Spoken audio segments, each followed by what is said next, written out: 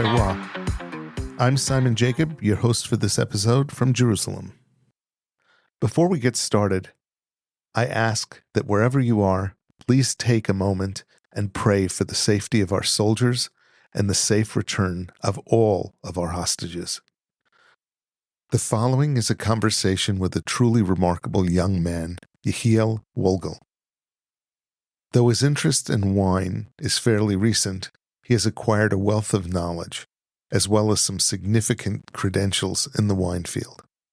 He is extremely personable and has been working at the tasting room for the Jerusalem Winery, based inside the Montefiore Windmill in Yemin Moshe.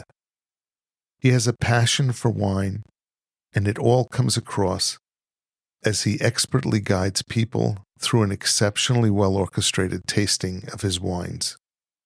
If you're listening while driving, please make sure to give your attention to the road. If you're home, grab a glass of delicious kosher wine, sit back, relax, and enjoy as we experience tasting a number of Jerusalem Winery's premium wines. Yechiel, welcome to the Kosher Terroir. It's really a pleasure to have you on. Well, I've heard all the episodes so far. So this is big for me. So where are we?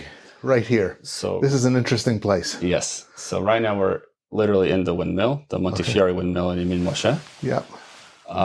So we have here. There are tourist attractions here. Like you can do guided tours here where they'll take you upstairs. Obviously, a podcast you can't hear this, but this opens up, this door up here. Yeah. And you can go upstairs.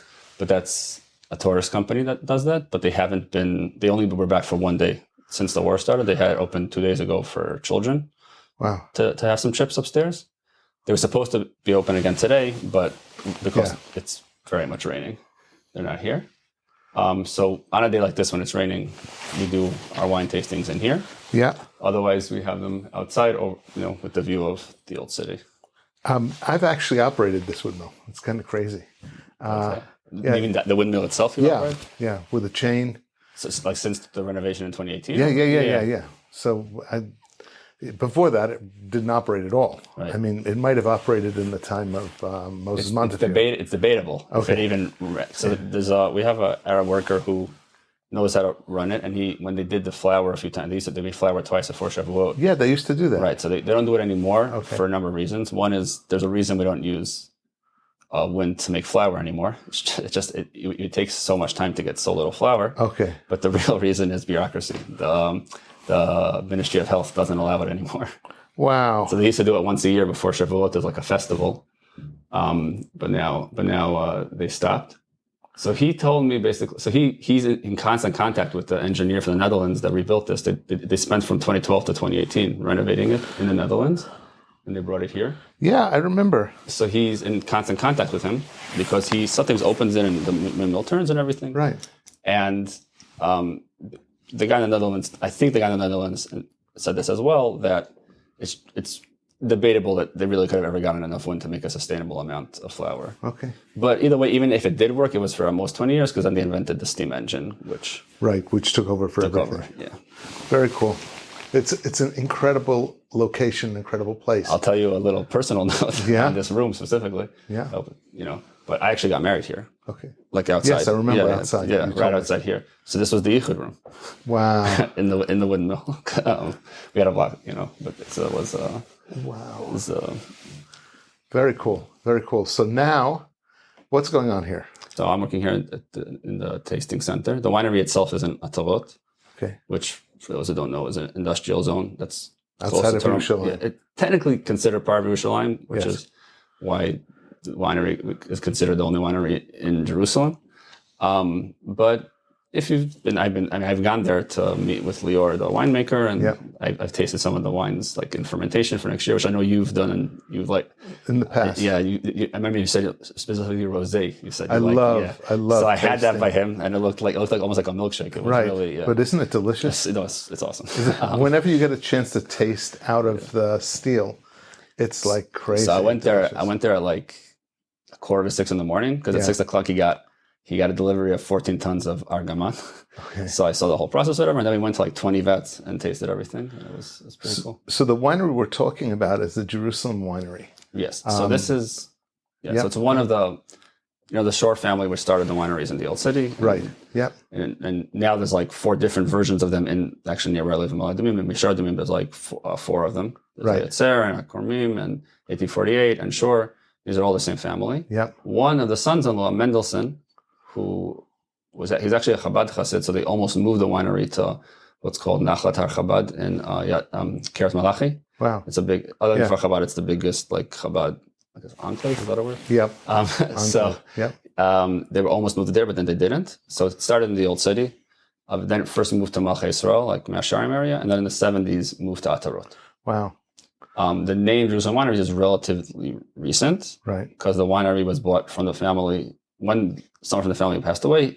A good friend of his, who was a businessman, bought it to sort of help it maintain it. He brought in a few different winemakers throughout because, like most Israeli wineries, they mostly made Kiddush wine for a long time. Right. I was very excited to hear you learn the term on one of the episodes. You heard the term Yain Patishim. Yes. Which is what I always refer to it. It's a much stronger term than Kiddush wine because of what it kind of says. So they mostly went that. He brought like Sam Soroka was here for a bit. Yes. I remember Sam, and then he went to Psagot. Ariel Beer, who is now at Pe'er and in Ella, was here for a bit. But since about 2018, they have Lior Laxer, who beforehand was the winemaker at Carmel. Okay. So he did like the Mediterranean and limited edition. It was actually, when I met him here, for me it's personally cool that I get to work with him now because I had wines of his saved for when I got married. Wow. So I had like the Mediterranean 2016, we opened in my Sheva Brachas. And I was like, when I met him, I was like, wait, I have your wine in my wine fridge when I get married. It was like very exciting for me to work. The Mediterranean is spectacular. And it makes sense that you would be. Yeah. It's really spectacular. Yeah, no, I didn't realize how much wine Jerusalem Winery actually produces. Now it's up to 4 million bottles a year. It's like, it's huge. But they don't make it only under their name. They make it under a whole bunch of... if you go to even if you go, I mean, this is much smaller scale than other things that they do, but if you go to even like Pasta Basta and the Shukta, like the house wine. So the house wine, it says Pasta Basta on the label, but if you look in the back, it's Jerusalem wine. Yeah, no, they make wine. They're not just a service winery. They're actually they actually make wine. They're a white label winery that makes wine for other people. We get a bunch of people from the States that try and come and do some private label stuff, as well. But part of why they had the visitor center here, basically, is once Lior started making the wines, they needed it because Atarot's not the most. That's not the most. It's not the most pleasurable place to visit. Right. So they wanted something near since the winery started at the Old City. We have the view here of the Old City. Right. And then in 2018, once they finished the renovation here, they needed something here, basically. It makes a huge amount of sense. This is brilliant because being in the Old City creates a whole bunch of additional issues that you have to deal with. And being here is just outside of all of that purview. And it's, for what you want it to be, it's happens to be a beautiful wine tasting room. And Yechiel, it's great to be here. So we'll get to it later, but that's why our flagship series is called the Windmill Project because I did actually have, I can't believe this actually happened, but I had a couple sit here outside the windmill, and he asked for Petit Verdot. We only have Petit Verdot in the Windmill Project. So when I brought it over, I figured I'd give him a little spiel, and I tell him, yes, it's the Windmill Project. So not all Israelis know the word windmill, obviously, but I tell him and he tells me, which windmill? I was like, Wait, what do you... I didn't know what to say. And his wife looked so embarrassed. And I was like, this one, like the one... The one you're sitting underneath. And he just like, well, why didn't you say this windmill? Why did you say the windmill? Like, it was very confusing. So I gave the wife a little more of a pour because I felt like she needed it. She needed it. Yeah. But like you're saying, it's also, an icon of this Jerusalem skyline. It is. If you ever see a motif of Jerusalem, typically in the motif, you see, the kotel and what have you, but you also see the windmill. Yes. It's we have also here, I can show you afterwards, but we have, some of these, but when people come to visit here, so we have you see the historic pictures of how it's, so we could also give. I also give a little bit of a history of the area if people come. And then if you, you're sitting down, so you don't look it up right now. But if you look up here, so people can look up and see the mechanism. Right. And see the mechanism. Yeah. That's a great way to do it. That's a great intro in. Yeah. Sauvignon Blanc and to go into towards Chardonnay rather than. So we're gonna do it when you're here because we'll yes. talk about it when we try the wine in a minute. Because currently the Sauvignon Blanc and Rosé are very similar in terms of style. They're both relatively early harvest, highest acidity, very refreshing. On a day like this, it's not as important. Yeah, no. But in the summer when we had people schwitzing outside, it was very helpful. Yeah. Whereas the Chardonnay that we'll get to is from the Windmill Project series. So half of it is Surly in oak. So that way I can, when people come, my two favorite kinds of people that come to visit here are people who really know wine, because then we can just geek out over wine. Right. People who are like, I actually don't know anything. I just want whatever. And then I start explaining to them about the yeast and what leases and all the stuff, whatever. They get a lot of people come here, and then I have these conversations with them, and then they leave, and they're just like, I need to learn a lot more about this. And I'm like, okay, I did my job. I did a good job. If people are more, very cool, are more interested, that's exactly what you want. All right. Yeah. So we're gonna taste. We're gonna taste some wine. Yes. So wherever you'd like to start. I'd like to start. Great. So we'll start with what we just had the conversation. Yeah. We'll start with the Sauvignon Blanc. So, but I really wanted the rosé. I'm only. No, I have rosé for you. I have rosé. Don't for worry. you. Don't worry. Don't worry. I have Relax. Rosé for you. Relax. Don't worry. I have rosé for you. The issue is that the 2023 isn't. Even though I tasted it at the winery, it's not ready yet. It's not. Yeah. And the rosé, and I'll explain in a second why. But the rosé and the Sauvignon Blanc really flew off the shelves for us this year. About this, but like maybe a more complex rosé, and I think there's been very interesting rosés in Israel lately. Very cool. But I think like the Sauvignon Blanc and the rosé just came out really, really refreshing this year. I asked Lior why that is. Personally, I think a lot of it is because he's been in the winery for a few years now, and he's taking more control. He's also the CEO. He's not just the chief winemaker. So, and like when I went there, I tasted next year's Sauvignon Blanc, which did not have this thing I'll tell you in a second that he said the 2022 had. And I tasted it, and like his face lit up when he tasted a few of the vats of the Sauvignon Blanc. So I think next year will be pretty good too. But this year's Sauvignon Blanc, I basically asked him. So these come from the amorphous Jerusalem Hills area. Right. Some of the other stuff comes from other places. I'll tell you each time. But he basically said this was the first vintage he had, the 2022, which your American listeners will not have been able to have. Yeah, because it's Shemitah wine. Shemitah. A few people who I know listen have been here and have had it because I poured it for them. It's Heter Mechira? Heter Mechira, yeah. Okay. We had an Otzar Beitin one that was sold like at cost. Yeah. In general, one of the great things about Shemitah, besides all the great things about Shemitah, in my opinion, I don't really like when people view it as like a Shemitah problem. I think it's like, but I don't remember the exact title of the book, but one of my rabbis in Yeshiva wrote a book called like the Shemitah Wonder or Shemitah Phenomenon or something like that. I just liked that the book had a positive title.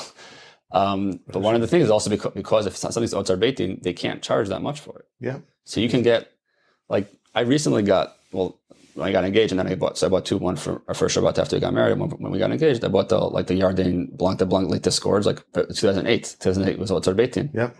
And they took care of the beer. It says beer was done at the winery because they had it for 10 years. Wow. But because it was Otzar Beitin, very reasonable price. Yeah. But Heter Mechira helps avoid that. But in any event, I asked him why he thinks this one was so much better than previous vintages. The 2022, the Sauvignon Blanc from the premium series. I asked him why he thinks it was so much better than the previous vintages, and I could tell you I came here for a tasting with my now wife last year, and I had a Sauvignon Blanc. And it was nice, but this was I think better. He said because it was the first vintage where he didn't have any heat waves in the spring. Wow, so as much as we like to, he's very much a control guy, but it not everything we can control.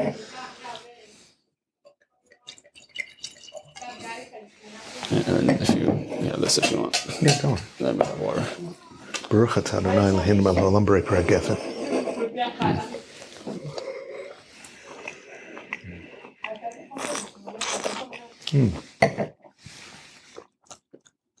Wow.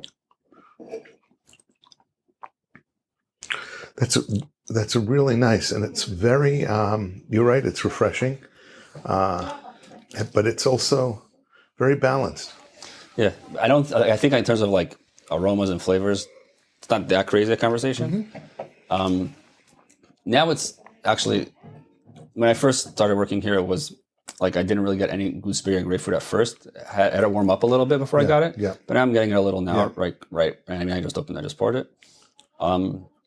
It doesn't have so much of the. So it's interesting. Yesterday, someone who came here asked me this question. One thing I like actually about La Visual Sauvignon Blanc is that they have like the sort of tropical element a little bit. But I like, so this one I think really doesn't veer in that direction so much, at least in my opinion. I think it depends on the wine. Like, for example, like Gush Etzion, like their 2021 Sauvignon Blanc, I thought had a really nice amount of tropical. The 22, I felt like maybe not as much. So maybe they also didn't have a heat wave. So the tropical elements didn't come out. Yeah, the aromas, it could be because it's just cold. The aromas are not so pronounced. And so as I was saying, like, I feel like this one, once it warms a little bit, it'll be better. But they open up a little bit. It'll come out more. But that said, it's delightful. It's fresh. It's refreshing. It's got acid. It's definitely. It's really nice. No, I describe it as like, so I'm obviously very into wine, and again, a few of your listeners, I learned WSET with them in the States. My wife is into beer the way I'm into wine. So in beer, they always say like, if it's like crushable, So I feel like, I don't know if I can say crushable really about wine, but I feel like this one's like, if you could say crushable about a wine, I feel like that this is where it's at. Very cool. And it goes with so many foods. So like we, especially in the summer when I was working here, like when it was like really hot, I went through a lot of this.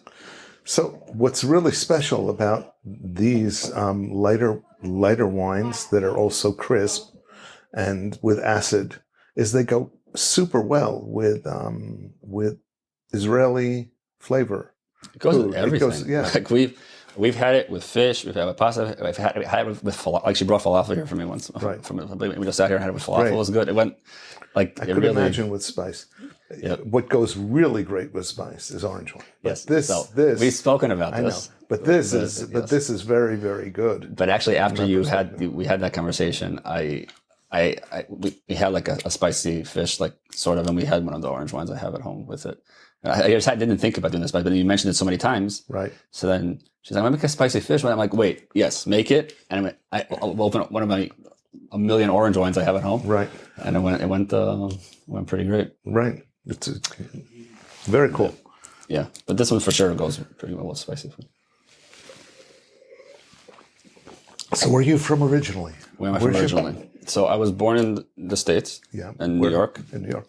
But the outlet part of the New York story is basically irrelevant because my parents made Aliyah when I was 6 months old. Okay. We lived in Har Nof for a while, and then we moved to Ma'ale Adumim, where my parents still live. Okay. I grew up in Ma'ale Adumim. I went high school here, army here. I don't have some heroic army story. I was in the Rabbanut. I had some, after my service was over, I had some miluim that was a little more, I guess, for lack of a better word, traumatizing. Right. Than just like making sure the food is kosher. Yeah.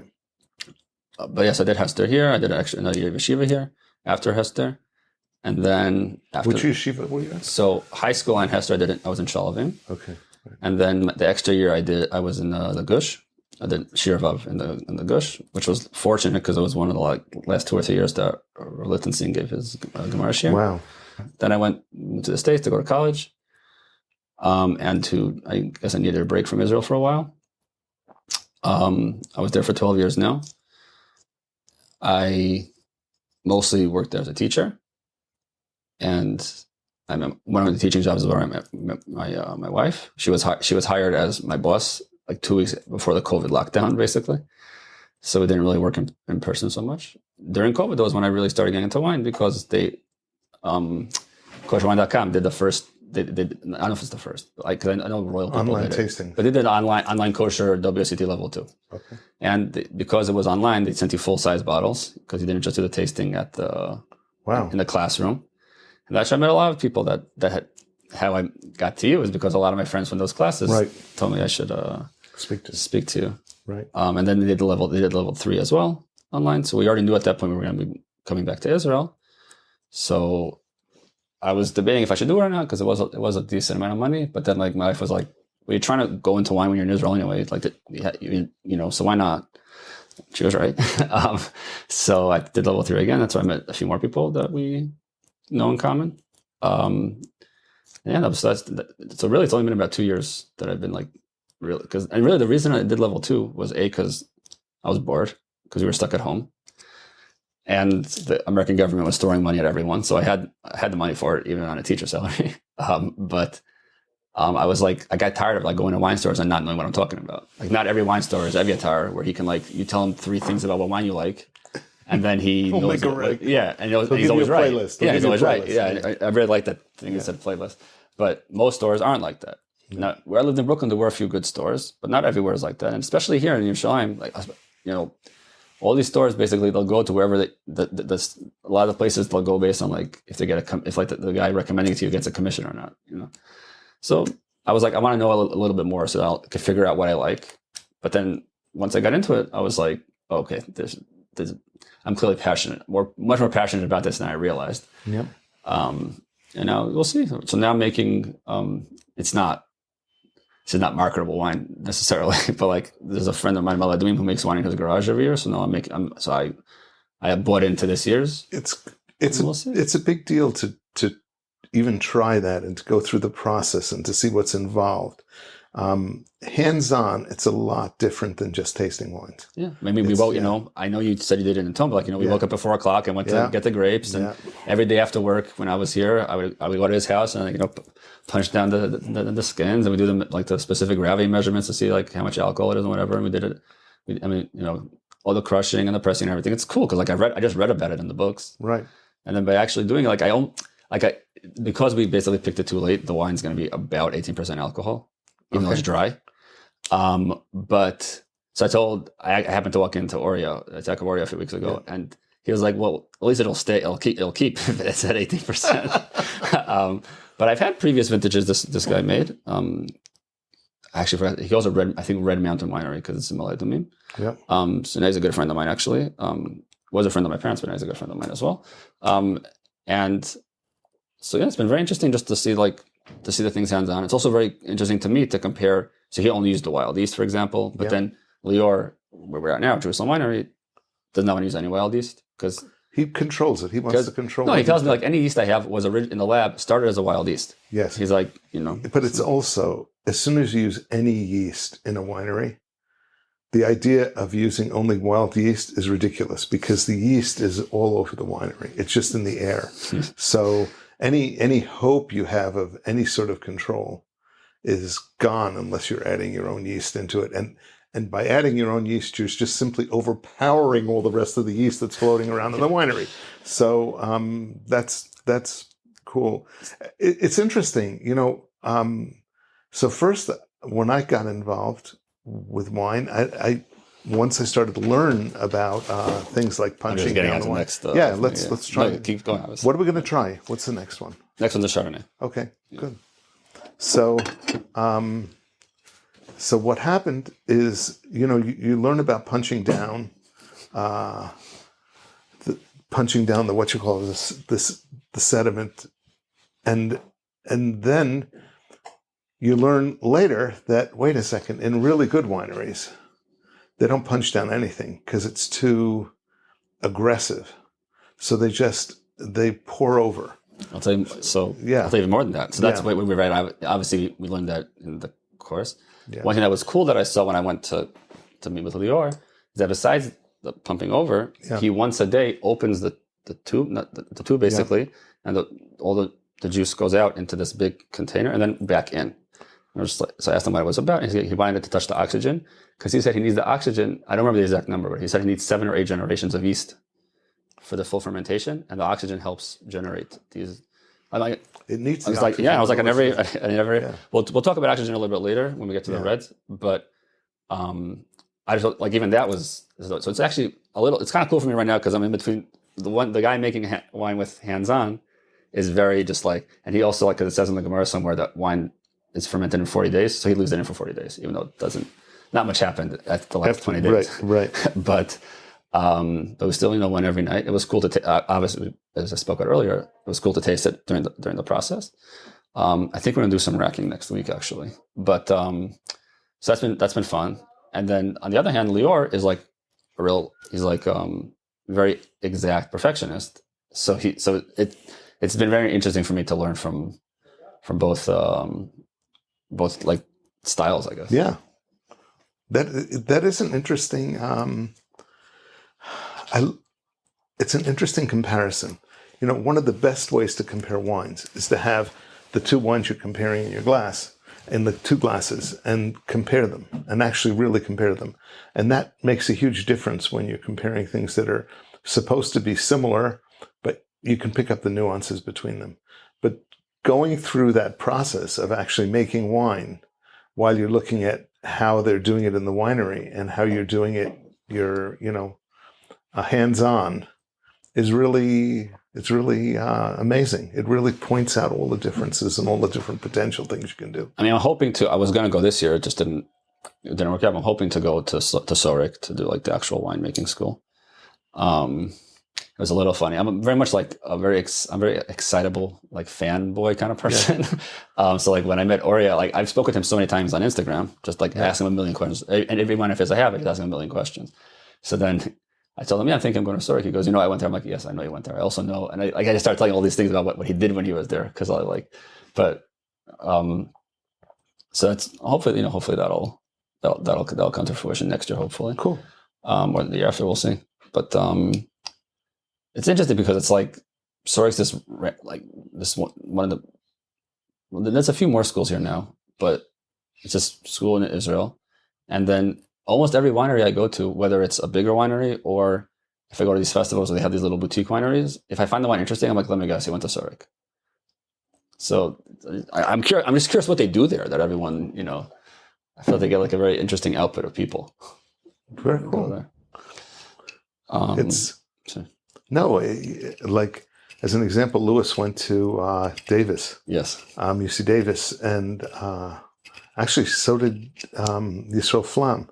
Yes. Was in UC Davis, and there's a bunch of winemakers who've been in UC Davis. There are a lot of really interesting, really good schools globally, either in Italy or in France, or also Donnie Friedenberg went to Cornell. It's funny I'm saying this on a podcast. I highly doubt he remembers who I am.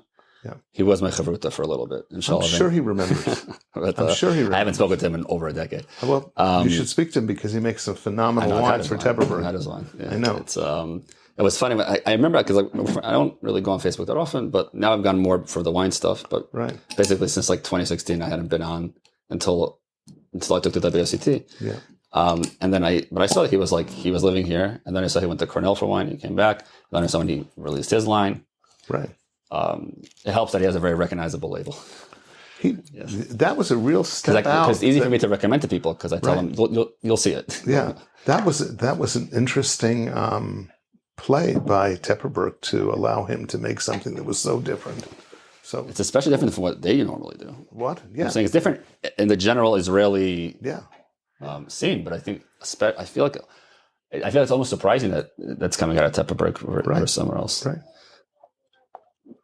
A lot of fun. Yes, but it's funny, but because he said it when you interviewed him. But Lewis said that I don't remember the exact phrase, but like that he at Davis he learned like a certain aspect of it at Davis, all the science and everything. But I don't remember the exact phrase. It was something about like actually like wine. I don't want to put words in his mouth, but something there was some other aspect of it. He said that he didn't. That they tell you at Davis that you'll get outside like when you go to actual winery. I thought that was interesting. Yeah, there is a almost soul of making wine that you pick up from other winemakers and you pick up from experience, but the mechanics are definitely there. Yeah. That's what you have to get. That's the entry fee to be able to play, but that's what happens. Well, that's part of also why he can, he's. I mean, you had his wine. You had him on your podcast, and you got to try the liquidity too, which I haven't been able to try it. But it's he knows what he's doing. Like it was crazy. We tasted some the other, and we tasted a liquidity with him in And Mojo's, you wrote about Mojo's. it. Yeah. What's funny is I did a tasting by him actually I told you I did a tasting by him last week, like Montefiore Windmill, and he had this American couple there, and they were going to buy just the BDX. But then I showed the American guy what you wrote about the liquidity on Facebook. Yeah. So whatever language you used, and that was, I guess, strong enough that he Good. decided to buy one. So this one. This wine is. So the first one we had. The one we just poured out, you said? Yes. So the first one we had was it's called the Premium Series, Sauvignon Blanc 2022. Yep. Okay. There's one white, one rosé, and 3 reds in this series. And then we have the Windmill Project series, where right now I only have one white for you from it. There is a very limited run they made called the Wine Lab, where they made about 1,000 liters of each of a old vine Carignan and an old vine Colombard. And they're sold as a set. But the last one I had to do for a tasting, I opened when Shmuel Sofer was here. Wow. So I'm working on getting more. Okay. So for now, for the white I have from this series is the Chardonnay, and I actually like to have it after the Sauvignon Blanc because they're so different. Because this, like you said, this is a simple, like I said, refreshing wine. This one is obviously it's a different grape, but also stylistically. Half of it was, like I said, surly in oak. Half stayed in the stainless steel, and then it was combined. Yeah, but they actually don't grow that far apart geographically. These two. What are the different levels? Because of the different wines. So here? The Windmill Project is right. So there's actually a few levels that we don't have here because the winery makes, like I said, 4 million bottles a year. A decent amount of that is. For a lot, we do a lot of restaurant. You just met one of our restaurant reps. Right. We do a lot of restaurants. So those are like some of Bushel wines there. Or in the Shuk, they sell them like little, like 5 for 100, 4 for 100. Wow. But I'll say as a side note, I believe I mentioned this to you before, one of the nice things about living here is that all the wineries make pretty solid wines that are 3 for 100. Like, as much as I would like to open... some crazy wine every day. I can't. So it's nice to have, obviously not age-worthy or anything, but very nice stuff. You could have like that. So there's literally millions of bottles like that. Then there's the lowest series that we have here, or that we do in festivals, is called Vintage, which is those 2 whites you see up there. Yeah. There's also you remember when you were here last time and this lady was looking for a wine? Yes, yes. Yeah, so specific wine. So that's from the Vintage series. It was it's a Malbec Shiraz. Oh, it was it's Malbec Shiraz. Right. So we served that at the Israel Museum Festival this year. Yeah. And we had also some of the like higher end stuff, but that we kept running out of it. Wow. But that's it's like a 40 shekel wine. And that's again, I'm not gonna put it away for a decade, but it's it's very nice now. So that's the next series. And then we have what's called the Premium Series, which is the Sauvignon Blanc you just tried. We have the Rosé, and then we have Reds. And then above that, there's the Windmill Project, but the Windmill Project has a few sub-series. So one is, I mentioned the Wine Lab, which I unfortunately don't have for today. One is the Reserve Series. You don't have it for tasting, but do you have it? I want to get more because I want to buy for myself. Okay. I can show you what the Carignan bottle is, but I don't. Cool. I'm saying it's in those boxes, but those are really empty now. But yeah, so I actually have been very curious to hear what you, because Shmuel agrees with me that I think both of them could age, the red and the white in that series. But so we have, like I said, the Wine Lab, that's a separate story, but even under the standard Windmill Project, we have Reserve and then single vineyard. Here, Reserve just means that it's not single vineyard. Yep. They're all from the Jerusalem Hills area, but not a single vineyard. We have then the single vineyard ones as well. So this Chardonnay is in the Reserve series. Mm-hmm. And like I said, half of it surly in French oak for 6 months.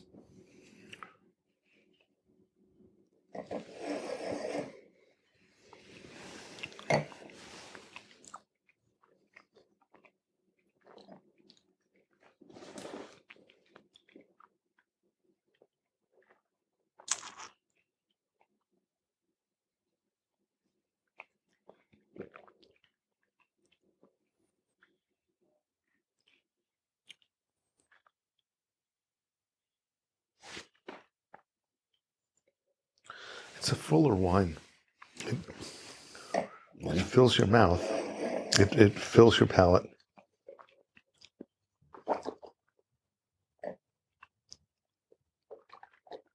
And you know what else? It's not like eating toothpicks with a lot of oak. It's got some oak, but it's not over oaked. Well, that's part of why it's only half the wine, right? Because I feel like a lot of that stuff with the oak. Well, first of all, a lot of wineries I've been here where they put it like I've had wines that's like 36 months in oak, but the grapes just can't handle it, and it's But also, I've had whites here where it's. I feel like it's usually pretty hot here, and I feel like the super heavy doesn't always work. So I thought he did a pretty good balance here. Yeah, it is. I think it is well balanced.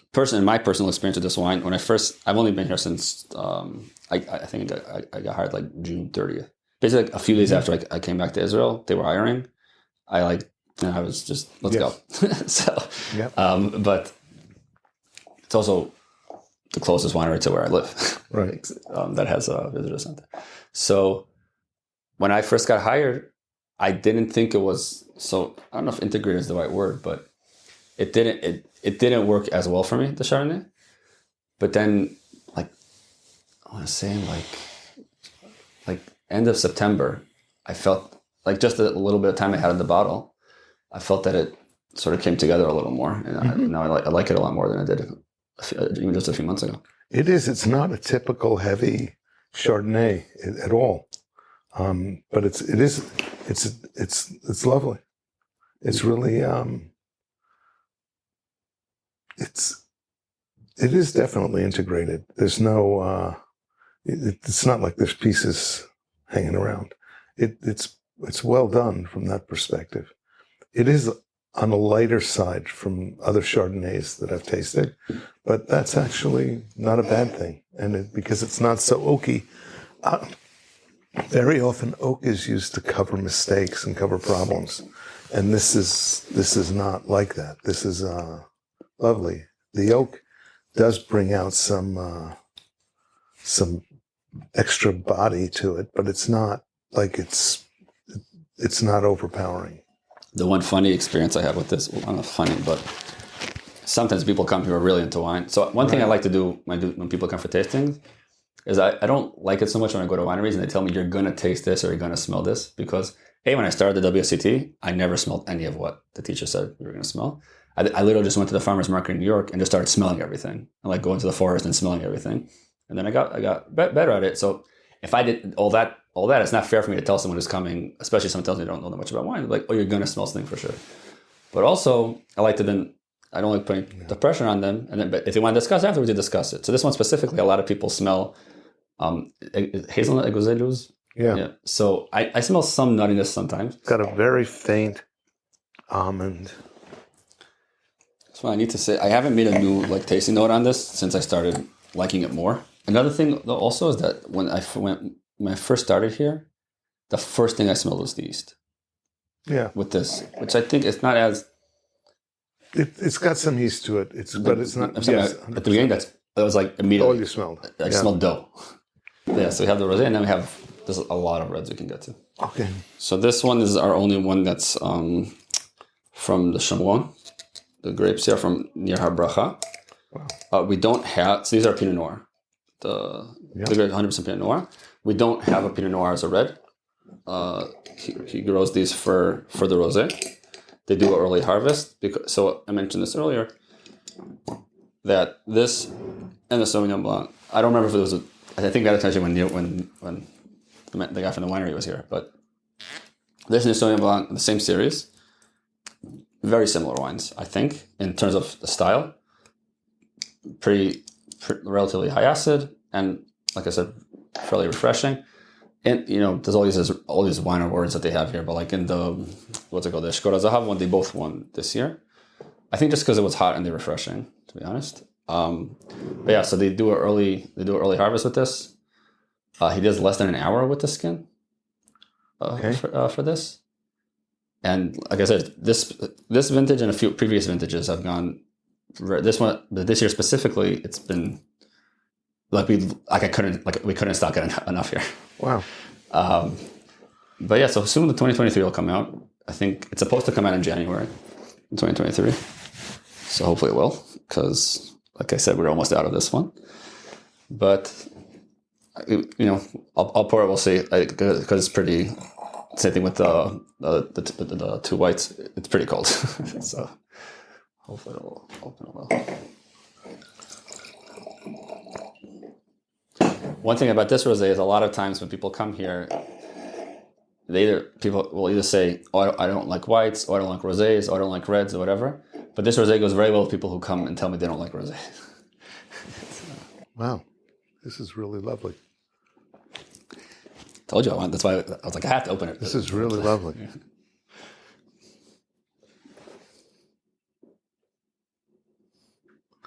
Yeah. It's kind of funny because of the three wines, this is the one that's the most pronounced.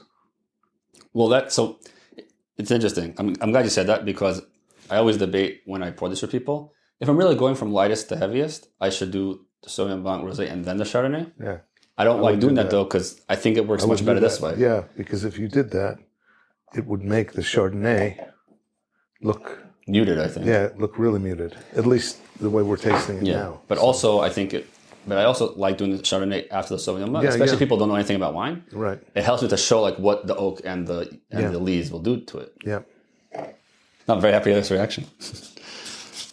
This is really lovely. This is a Pinot Noir. Yeah. Wow. 100% Pinot Noir. And the aromatics are coming off of it now too. Yeah. So for me, there's a lot of red fruit, but obviously what I'm about to say is red too. But I also get a lot. I feel like I get like a decent amount of red apple. This is much harder, and it's got. It's like more raspberry or cherry than the strawberry. Mm-hmm. That's why I tell people along. I tell them they like rosé. I'm like, first of all, I tell them you had a rosé. What grape? What varietal was it? Say, I don't know. Yeah, but it's because also this one, if you look at the label, it doesn't say the varietal on the front. Mm-hmm. So whenever people come here, like one of the things I tell them, whatever, if you don't listen to all the technical stuff about the wine, like this is just actual advice. If you have rosé, check what grape it is. If you liked it, or especially if you didn't like it, check what grape it is. Yeah, check which one you'd like.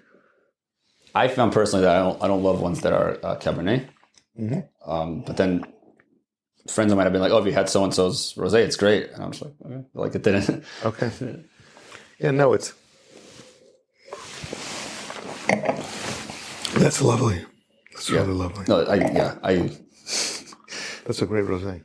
It's also why it's going. It's a little. So you see why it's and also again because the lower shelf, because the lower series, the price is very reasonable.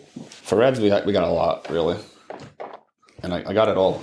If you want, tell me where would you? Let's pick four. Pick four? Yeah, okay. Pick four. So what would you like to? So we're gonna skip the Cabernet. Okay. There's four. So what we'll do is like this. We'll do two from not the Windmill Project series, from the premium series, because they're more Mediterranean. Okay. And from what I've heard, you seem to enjoy those. Yeah. And then we'll do two from the single vineyard Windmill. We'll do the Petit Verdot and the Petit Syrah. Okay. All right. Cool. So let's go. I think I brought one now. What's the best selling of them? Of the reds? Of the reds. Well, that's the one I'm about to give you. Okay.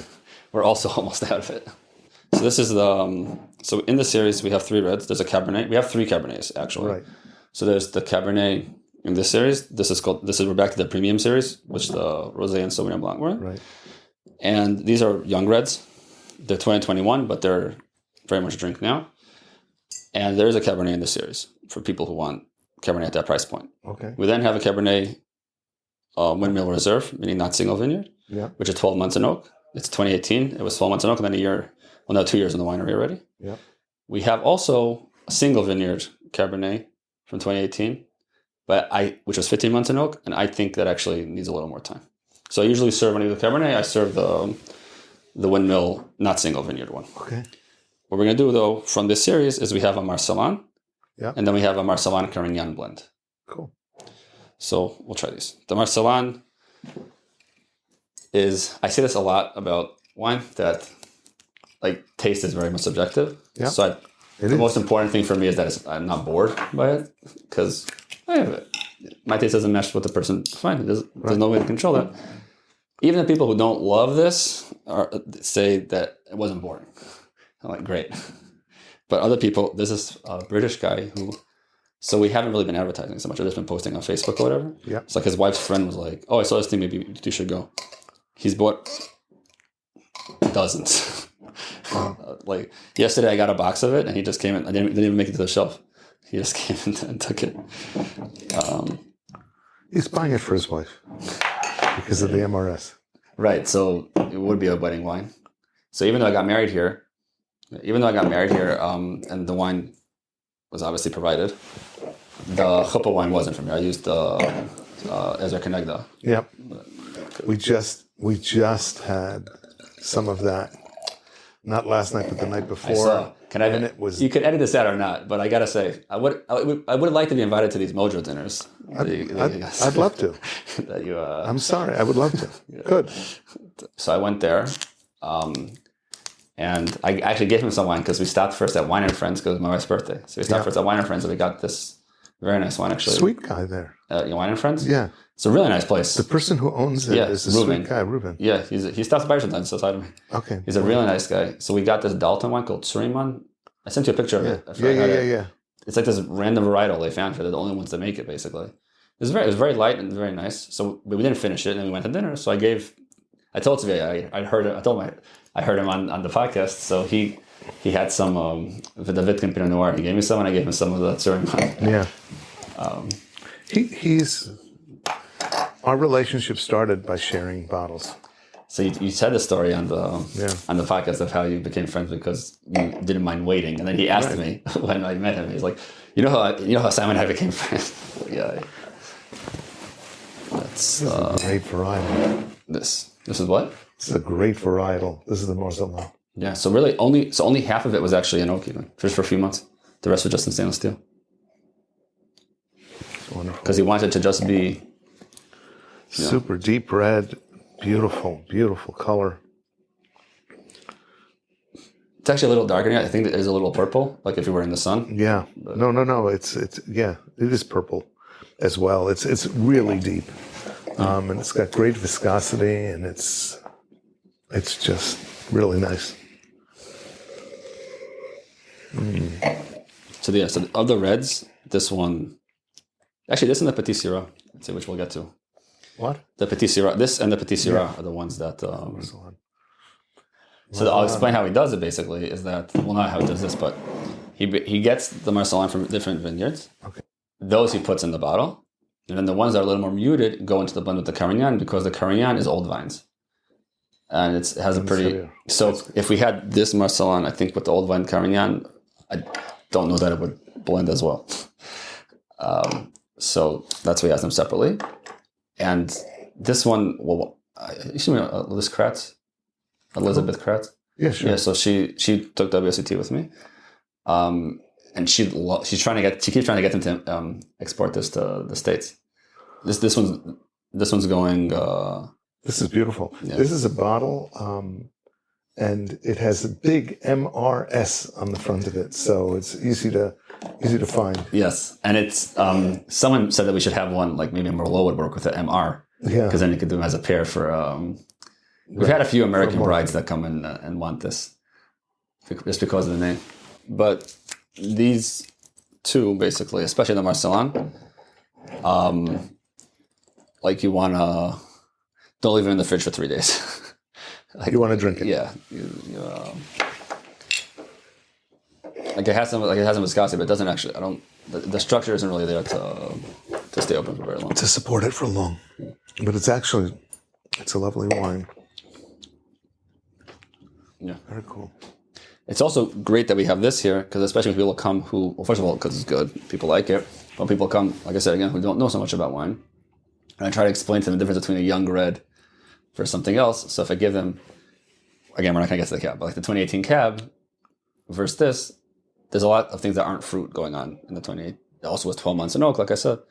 So it's this is clearly very approachable. Yes. This is actually very interesting. The Marselan is very varietally correct. Right, so that's why this is the one that's, like I said, solo. And then the Marselan here is a little more muted. But still, I liked it. So this wine is substantially lighter. The one I'm about to have is substantially lighter than the one you just had. Okay. But I basically decided that I'd rather give the single varietal Marselan first. Yeah. And then I tell people, see if you can sort of find it in the blend. Yeah. But it's the lightest of our reds. In the summer, so now the Marselan overall is the one that sells the best. In the summer, the one you're going to have now sold the best. Because it's the lightest of the reds. I would believe it, because this is very approachable. And it's really... And we also just opened it. Okay, yeah, no. 100%. But, so this you'll see now is... So this one, the Marselan and the one you just had, yeah, from the Carmel That's area. the MRS one, yeah, right? MRS. Now we have the red blend.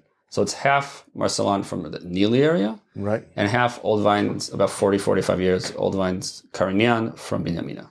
Okay. This one, though, this is kind of interesting thing. It's interesting to me, at least. I told you before, I'll get back to mentioning oxygen later. Yeah. This is the point where I mentioned oxygen. So basically... Wow, this is so deep in color. I guess we'll try it and then I'll tell you the oxygen thing. I love the aroma on this one. Yeah. It is muted, but it's not. It's lovely. And it's got an incredible aroma.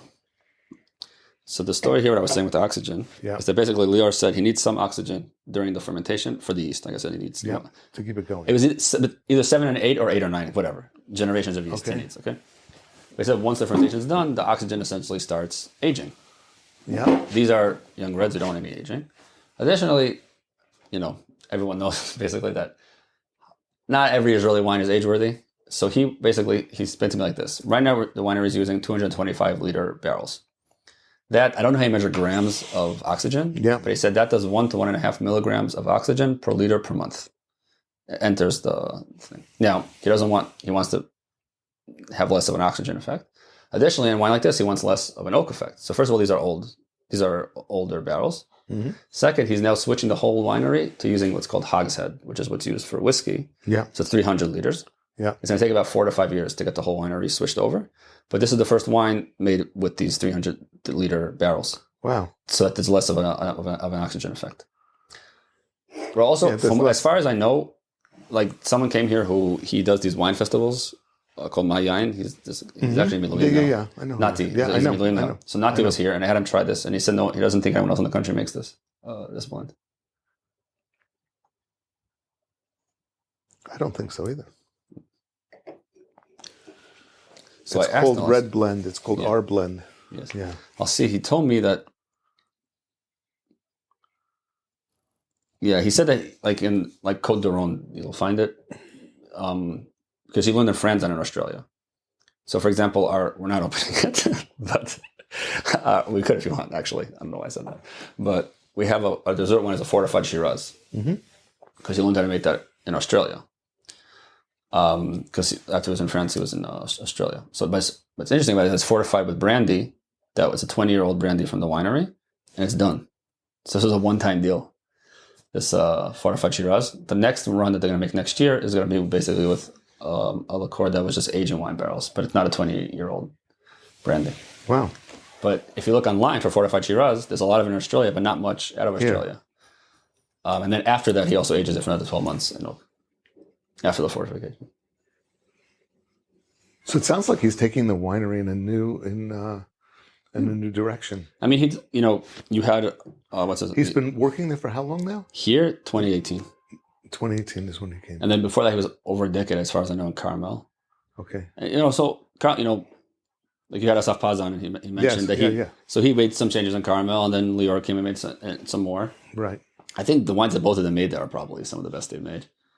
Now we're going to do, so these are, again, the Windmill Project series, but these are single vineyard, single varietal, and 15 months in oak. Very cool. The Petit Verdot is 2019, the Petit Syrah is 2018. The Petit Verdot is from the Jerusalem area, the Petit Syrah is also Binyamina again, and it's old vines again, 45-year-old vines. And actually, we'll see. So we just discussed the two reds from the premium, the Marselan alone and the Marselan blend. Pretty much 50-50, people's preference. And that's also true here. I'm doing the Petit Verdot first, which I hopefully will work out well. I'll tell you afterwards why. But It's also pretty much split into these two as well, which one people like more.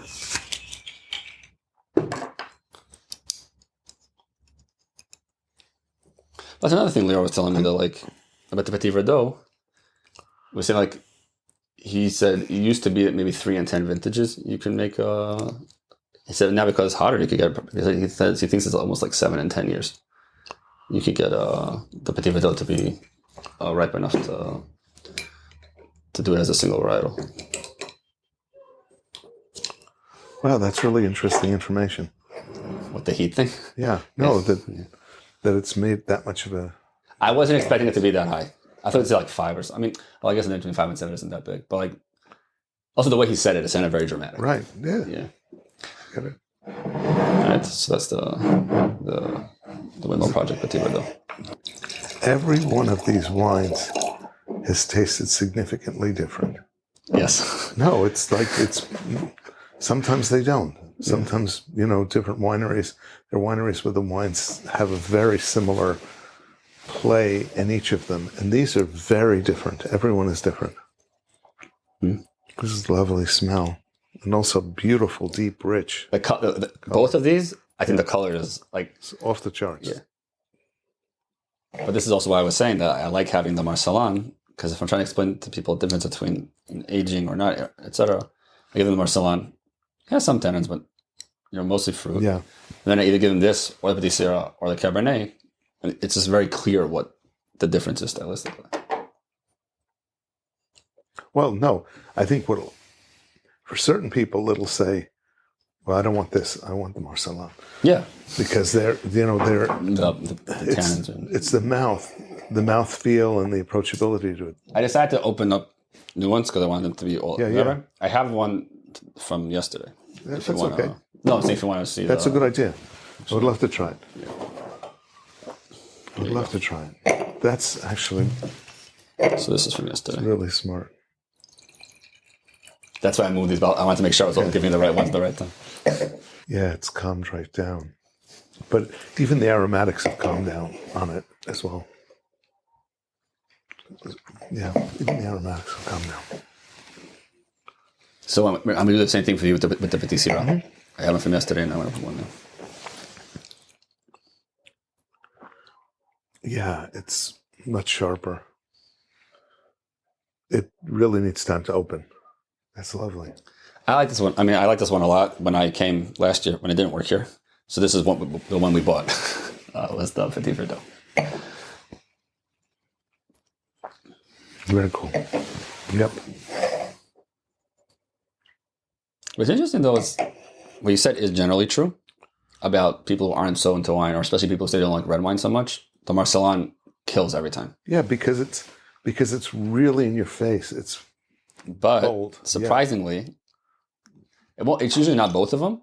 Right. But they'll gravitate towards one of these two also, the Petit Verdot and Petit Syrah. The people who say they're not so much into that kind of thing. Which one do they go towards? Petit Verdot? The non-wine people will go more towards Petit Syrah. Right. You'll see when we get to it. Yeah. Just because it's, I think, the most, in terms of flavors, I think it's the most interesting of the wines. That's why I do it last, basically. Right. I don't know which one I like more, the Petit Verdot or Petit Syrah. It depends on the week, But in terms of the consistent reaction from people, it works best when I do the Petit Syrah last because I think it has the most varied and complex flavors and aromas of the reds we have. It's the same wine, but it's definitely opened. What do you get from this aroma-wise or flavor-wise? Strong cherry. Yeah, cherry. Yeah, a strong cherry, but they're not sweet cherries at all. This is like really. So it's fascinating to me you tell me that because it's just interesting to me how these evolve in the bottles. When I had this last year, I thought it smelled like cherry candy a little bit. That's but then anymore. When I got here this year, and I started working here and making my notes.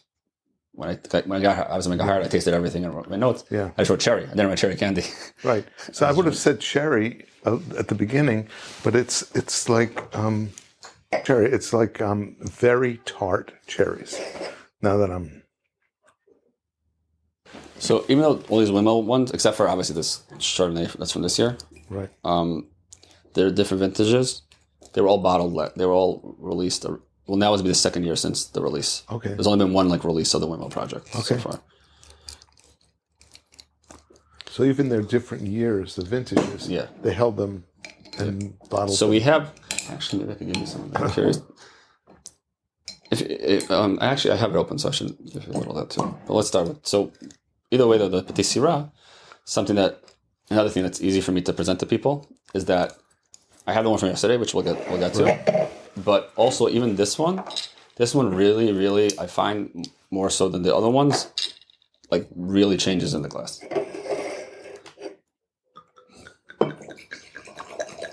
These are all so deep. They're incredible color. This is more apples. Pretty sure I wrote that. I wrote a lot for this one.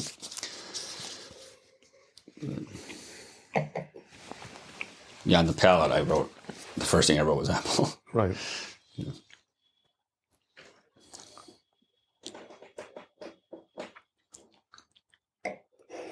But this one, even just in the glass, will turn a lot more. There's a lot more tertiary stuff that comes out of it. That comes out of it. I'll also give you the one from yesterday, of course. Yeah, I'm noticing that just even in my mouth. So the one from yesterday.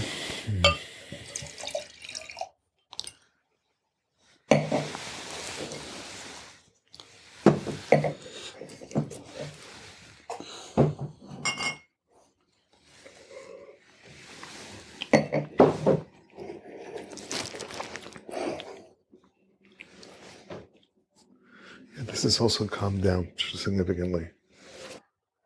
Yeah, these are wines that need some time. Yeah. Need some not only opened, but they need some time to really come out. These were much more approachable. This is approachable, but if the tannins are there, it's building. It's even the one that was open yesterday.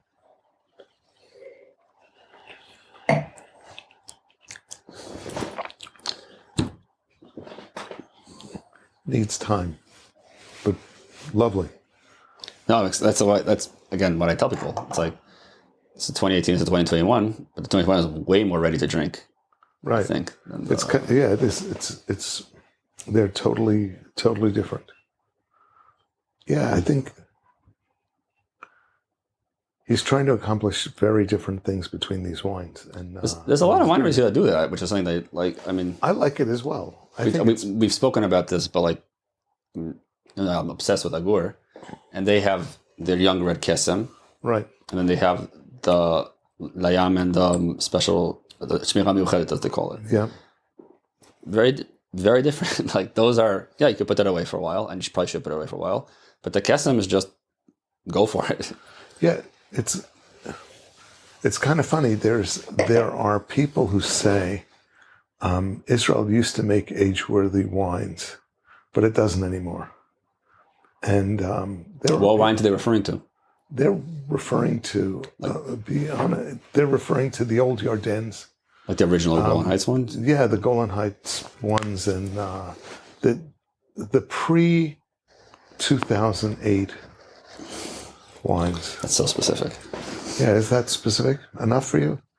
The truth is that I think that a bunch of the winemakers decided that they were going to make approachable wines rather than striving to make wines that people wouldn't like when they opened them up. And but it didn't stop them from making age-worthy wines at the same time. And that's what happens. It's also funny that because a lot of the wine people have a tendency to open up like 2022s, 2020, 2017s, 2019s, and drink them and say, they're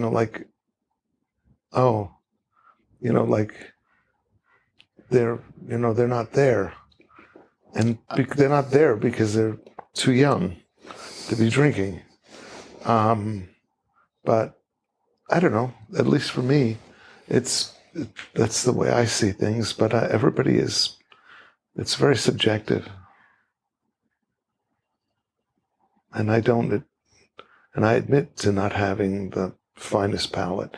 Thank God I haven't. I haven't tasted my way into a corner of a room where I can't drink anything else.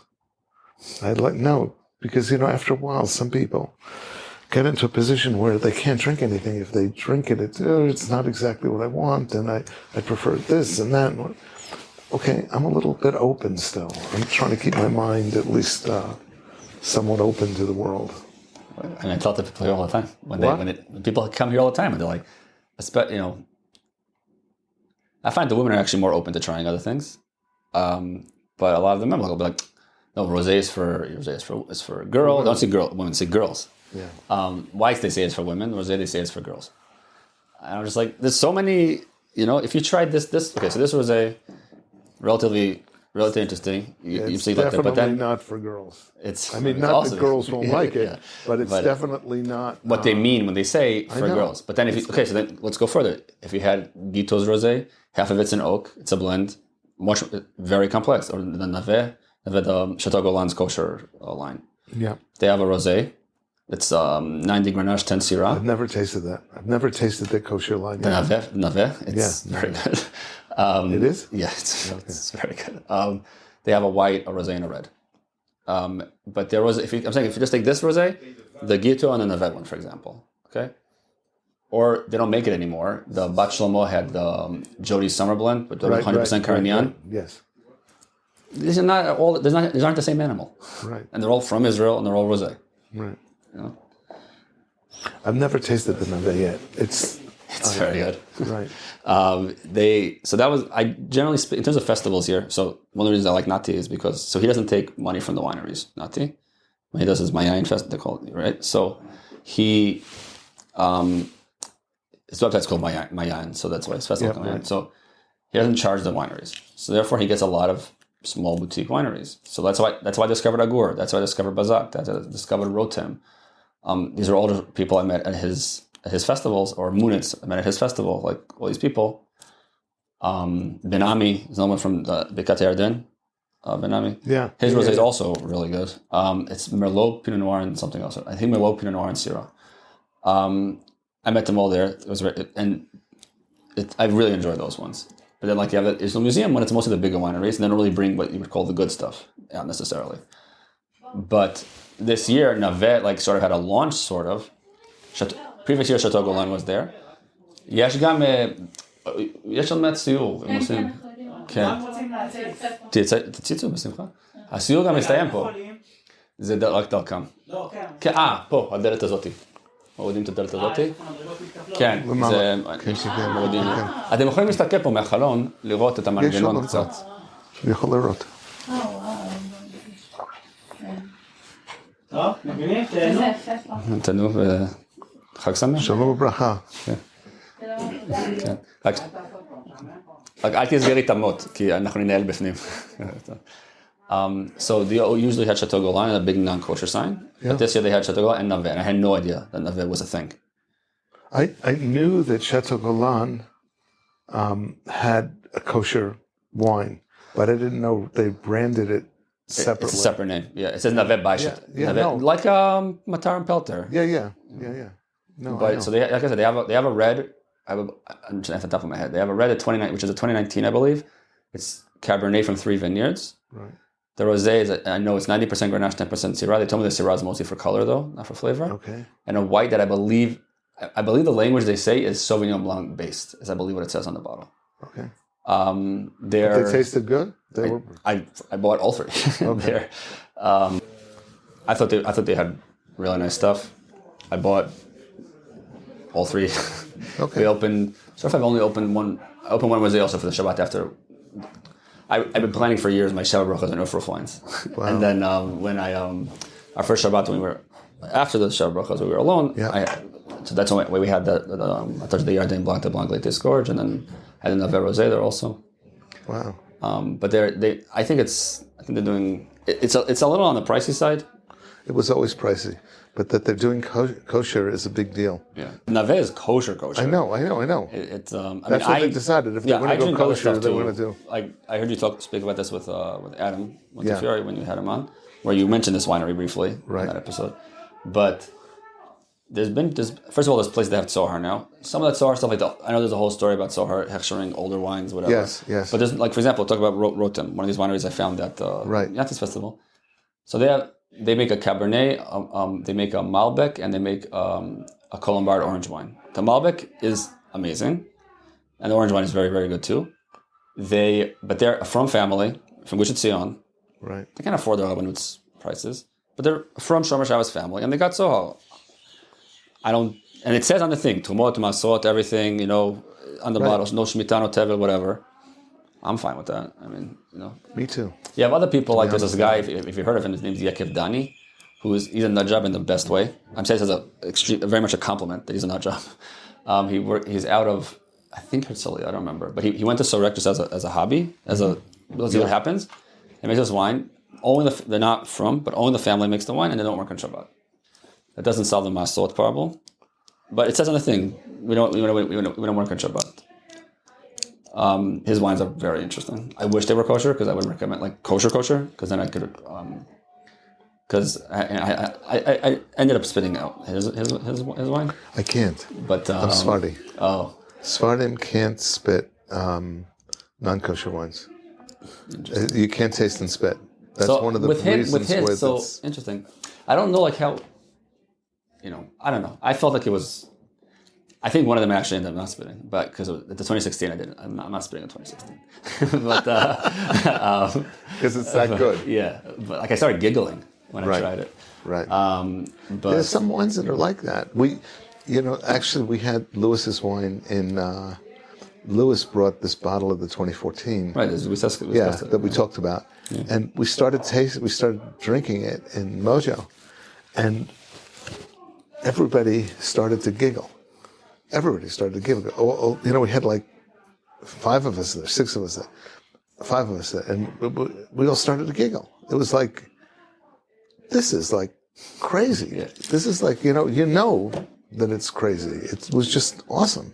So, just because I don't usually have this open, right? But I happen to have open. So basically, Lior came here in 2018. Yep. They already had started making, the previous winemaker had essentially barreled the wine for the flagship blend. So then Lior made the blend. I don't think it was Sam. I think it was some in between. Okay. I don't remember his name. Someone in between. Okay. Some in between. The next one that's coming out in 2019. It's already past 2019, obviously. But the 2019 one that will come out is all. I believe they actually started exporting it to the States, but they don't have it here yet. What is it? They call it Special Reserve. It's essentially a Bordeaux blend. It's a Cabernet Merlot. I got you in the glass. Okay. It's a Cabernet Merlot and Petit Verdot. So this I opened yesterday because there was a guy who's he owns this. He's a manager. There's a bar here in town called Hagoren, which is only local spirit. Like everything is like the whiskey, the gin, everything. I mean, these are brands people know, but he only has Israeli. So he had it like a day after Miluim. So he came here. So I opened this for him. It's only the 4th or 5th time that I've opened this. So, because one of these costs as much as 2 of the Petit Verdot and Petit Syrah. But this one is not 100% Lior. So Lior had, this is 2017, he got here in 2018. But he then made the blend, and he aged it again. So they were each aged in their own barrel, and then he blend, I think he does it, Amicha does it with the Mosaic, where he blends them separately. What's the varietals again? So it's Cabernet Merlot and Petit Verdot. And then they were 7 months together in barrels, but they were bottled. This needs years. Yeah. So I'm saying, it's even opened yesterday. Wow. And you're saying that. This needs years. Yeah. But I figured I have it open. I might as well. Have it try. Delicious. This is incredible, but I can taste that it's going to be like, wow. And this is from yesterday. Yeah. Crazy. Wow. Yeah, I'm very excited to taste the one that I'm excited for, even though it'll be obviously a lot less ready for drinking, but I'm excited to try the 2019 to see how he, I feel like when he has full control over the things that So, like with the Sauvignon Blanc, he said like, oh, there was no heat waves, but there was plenty of heat waves this year. And I tasted next to Sauvignon Blanc, and it was still pretty nice. Where does he come from? He's Israeli? He's Israeli. He learned in France. I don't remember where in France. He learned in France, and then he worked in France for a while, and then he worked in Australia for a while, which is where he learned about. This is a typical play. It's the same with Golan Flam, also. Yeah. Worked in, when I heard him mention it, and then he worked in what you call it. He went to South Africa and Australia. Yeah, and then he was in Carmel for a long time. And now he's here. Wow, very interesting. This is really cool. I'd love to see where this is going to go. Yeah, I'm going to actually try some of that. I'd love to see. I didn't know what the spitting thing was, because I hear you mention on the podcast before you don't spit. I didn't realize it was a Sephardi thing. I'll tell you what the issue with Sephardim is. The issue is that I'm not allowed to get any hana'ah from non-kosher words. It's about hana'ah. Well, we can't do that. Well, Ashkenazim. Basar v'chalav we can't do it. I'm saying basar v'chalav we can't get it. Basar v'chalav you can't. No, but basar you can. You can own a treif meat store.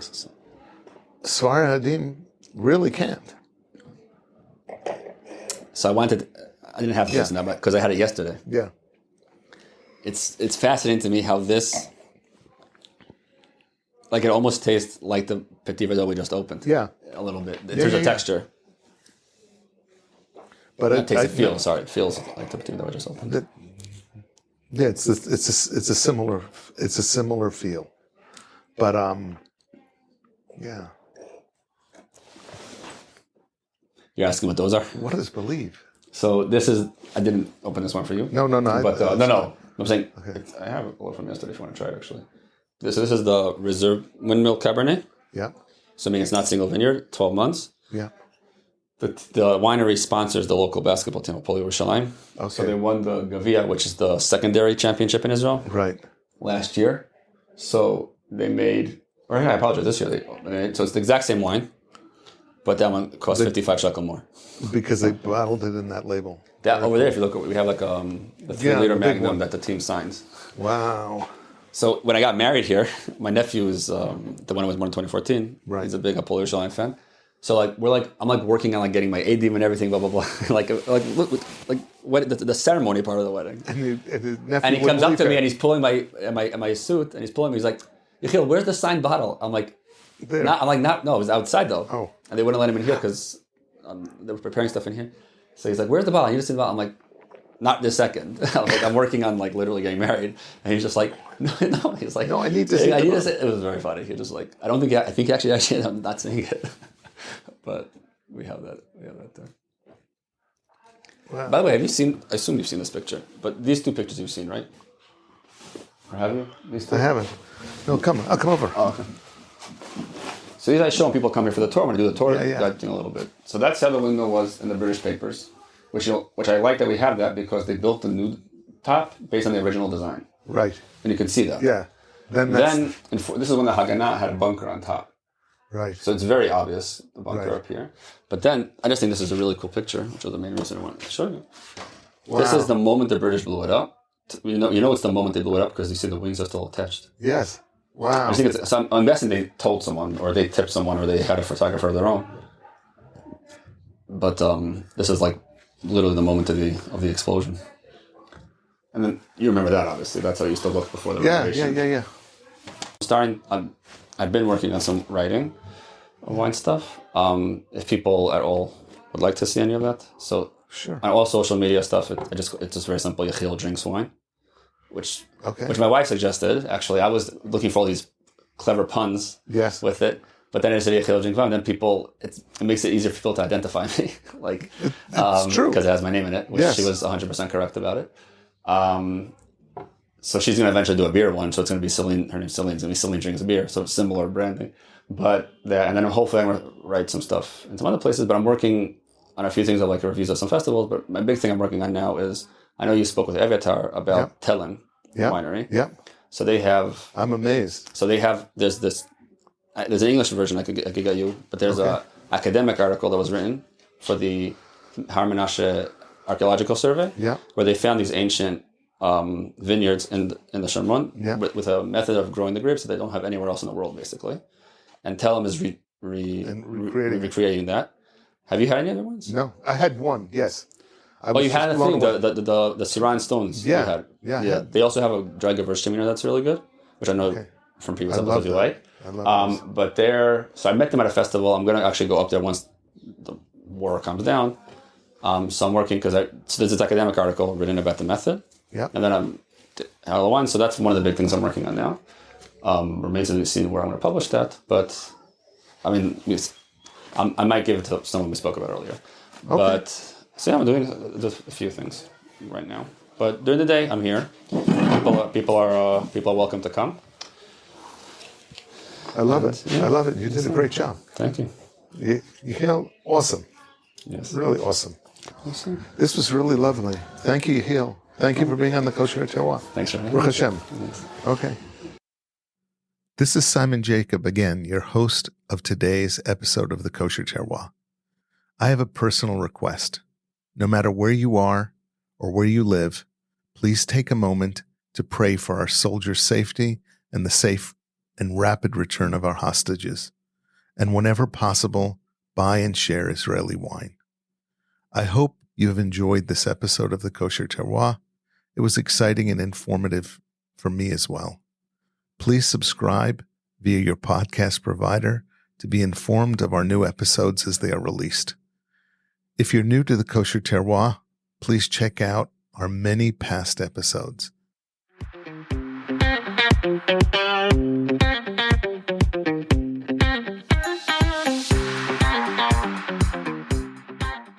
Again, thank you for listening to the Kosher Terroir. The Kosher Terroir is also available on the Nachum Segal Network at 6:30 p.m. New York time, Thursday evening, and on the world-famous NSN app.